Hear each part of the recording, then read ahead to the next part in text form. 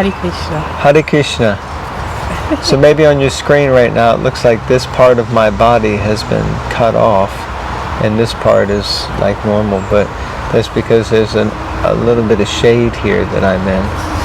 So my lower part is out in the sun and the missus here is fully shaded under the shelter of the Supreme Lord. So we're out. It's a sunny day. In England, I think they're calling this a heat wave. Yeah. So come rain, come sleet, snow or shine, we read the Bhagavatam. We've got lots of messages coming in. So we're going to read. Where are we? We're Canto 4, Chapter 4, Text 23. Sati quits her body. It's getting close. It's such an American, you can tell they're American editors. Quits is such an American way. Sati quits her body. I quit. Well, she does do that. Okay, I quit. Time out. Okay. Om Namo Bhagavate Vasudevaya. Om Namo Bhagavate Vasudevaya. Om Namo Bhagavate Vasudevaya. Text 23. Because of our family relationship, when Lord Shiva addresses me as Dakshayani, I at once become morose, and my jolliness and my smile at once disappear. I feel very much sorry that my body, which is just like a bag, has been produced by you. I shall therefore give it up. There you go. Sati quits her body. Purport. The word Dakshayani means the daughter of King Daksha. Sometimes when there was relaxed conversation between husband and wife, Lord Shiva used to call Sati the daughter of King Daksha.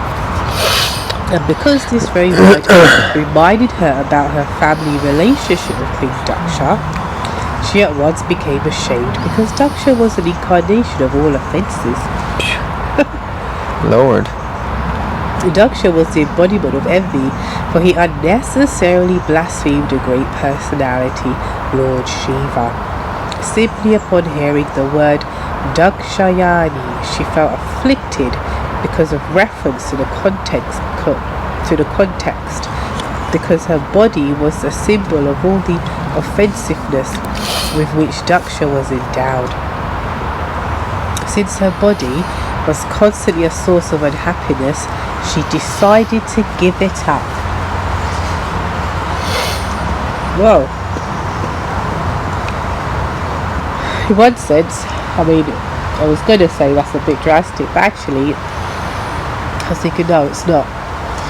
It's very sad, actually, that we have to have things like the Samaritans or service, counselling services, because people do get to a state where they can't take their present situation, circumstances, family life, work life, and they think the only way out is to quit my body.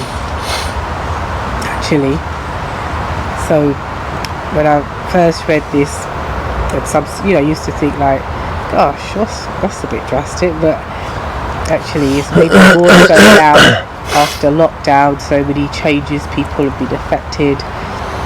People do think it's very sad that the only way out of my misery, my sadness, my pain, heartbreak, is to die, It's to die, so it's very sad.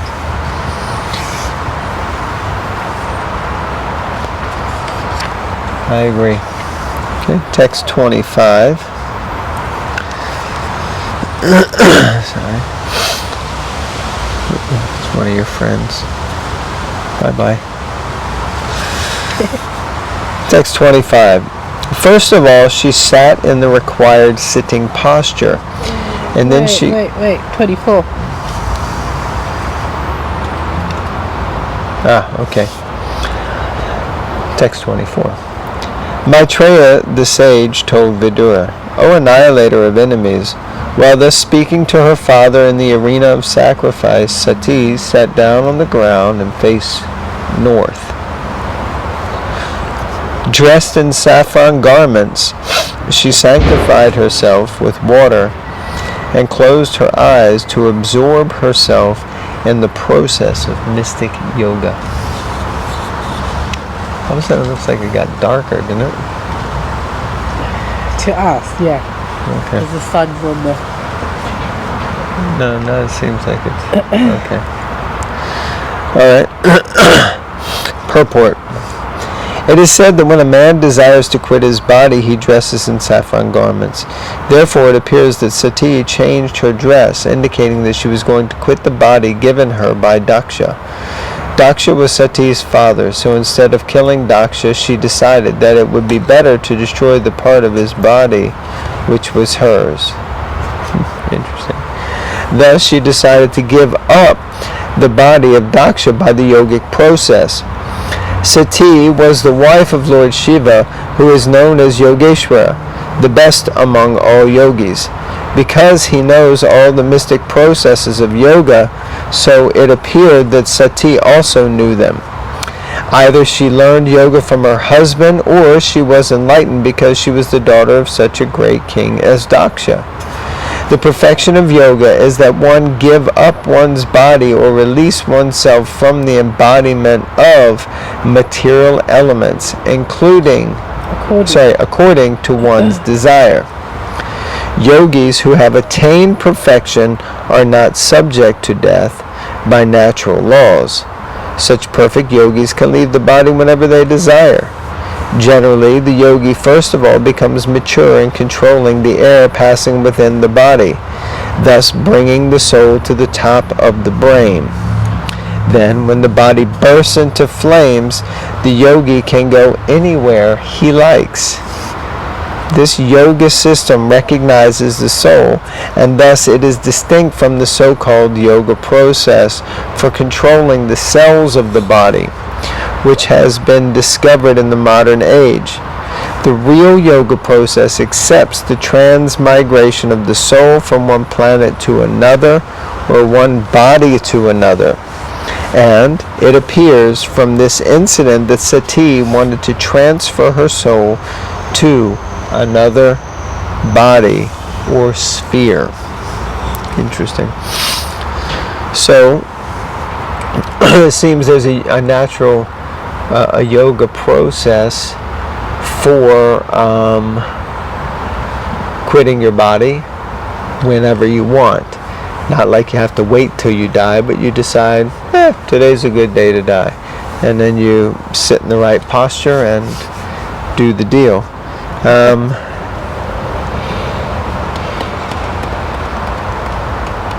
Yeah, I think that's the main point. Yeah, and she learned yoga either from Lord Shiva or from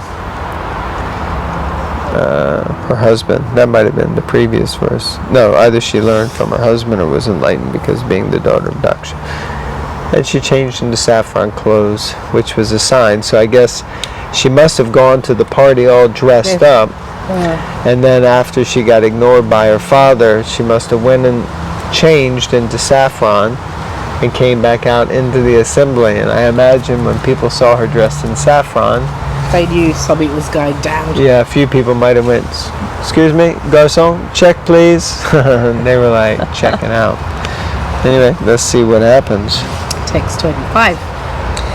First of all, she sat in the required sitting posture, and then she carried the light air upwards and placed it in the position of equilibrium near the navel.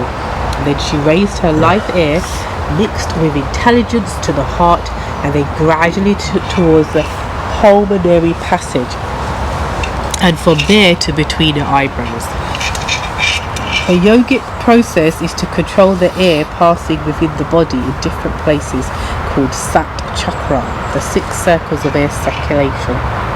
The air is raised from the abdomen to the navel, from the navel to the heart, from the heart to the throat, from the throat to between the eyebrows, and from between the eyebrows to the top of the cerebrum. That is the sum and substance of practicing yoga. Before practicing the real yoga system, one has to practice the sitting postures, because this helps in the breathing exercises, which control the ears going upwards and downwards. This is a great technique which one has to practice to attain the highest perfectional stage of yoga. But such practice is not meant for this age. No one in this age can attain the perfectional stage of such yoga. But people indulge in practicing the sitting postures, which is more or less a gymnastic process. By such bodily gymnastics, one may develop good circulation and may therefore keep one's body fit. But if one simply restricts oneself to that gymnastic process, one cannot attain the highest perfectional stage. The yoga process, as described in Akeshava Shruti, prescribes how one can control his living force according to his desires, and transmigrate from one body to another, or from one place to another. In other words, yoga practice is not meant to keep the body fit. Any transcendental process of spiritual realization automatically helps one to keep the body fit, for it is the spirit soul that keeps the body always fresh. As soon as the spirit soul is out of the material body immediately begins to decompose. Any spiritual process keeps the body fit without separate endeavor. But if one takes it that the ultimate aim of yoga is to maintain the body, then he is mistaken. The real perfection of yoga is elevation of the soul to a higher position, or the liberation of the soul from material entanglement. Some yogis try to elevate the soul to higher planetary systems, where the standard of life is different from that of this planet, and where the material comforts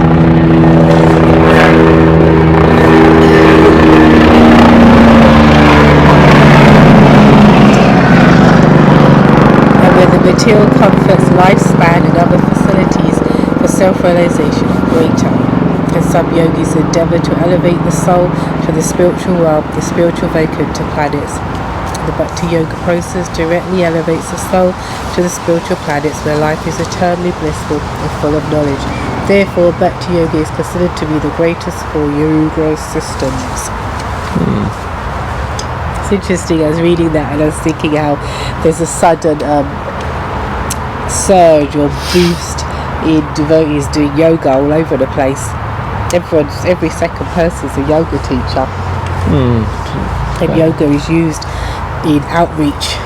Like if, when they do outreach programs, there's a bit of meditation, they call it mantra meditation. There's going to be yoga and you'll have a vegan meal, it's interesting. But Prabhupada's actually quite, not just here, but that's his mood generally. Yoga isn't just for gymnastic, keeping body fit. But people don't know that, so that's how you hook them before you tell them the real yoga, which is Bhakti Yoga. Yeah, I mean, it's definitely, it's blended in. It's been going on for some time, but many senior devotees will say that back in the day, Prabhupada was kind of against that, I think. He wasn't necessary. He would often say, what is this nose pressing? Meaning like, pranayam and stuff like that. But, yeah, it's interesting. Prabhupada says basically that kind, even hatha yoga, that kind of yoga, it's being done to keep fit, but that's not the goal. Keeping fit is a byproduct. So the actual goal is to connect, as yoga means union, or to connect us, the little soul, with Krishna. So that's the ultimate goal of yoga, not to have nice soft, nice skin or healthy body in some way. So I thought that was an important point. But it is a big long purport where it explains the goal of yoga and how it's actually the spirit soul that maintains the body's freshness and fitness. Well, I think my spirit soul needs to start doing some more work. Who? My spirit soul. A big bumblebee. Okay, text 26. Thus, in order to give up her body, which had been so respectfully and affectionately seated on the lap of Lord Shiva, who is worshipped by great sages and saints, Sati, due to anger towards her father. This is an interesting point, because we were talking about in our presentation that we created. Here anger comes up again. Previously we were talking about anger from coming from Daksha.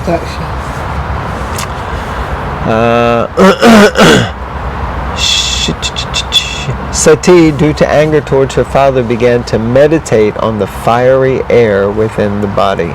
Purport. Lord Shiva is described herein as the best of all great souls. Although Sati's body was born of Daksha, Lord Shiva used to adore her by sitting her on his lap. This is considered a great token of respect. Thus, Sati's body was not ordinary, but still she decided to give it up because it was the source of unhappiness, because of its connection with Daksha. This severe example set by Sati is to be followed. There you go. So, everybody out there, start practicing how to light yourself on fire. One should be extremely careful about associating with persons who are not respectful to the higher authorities. Interesting.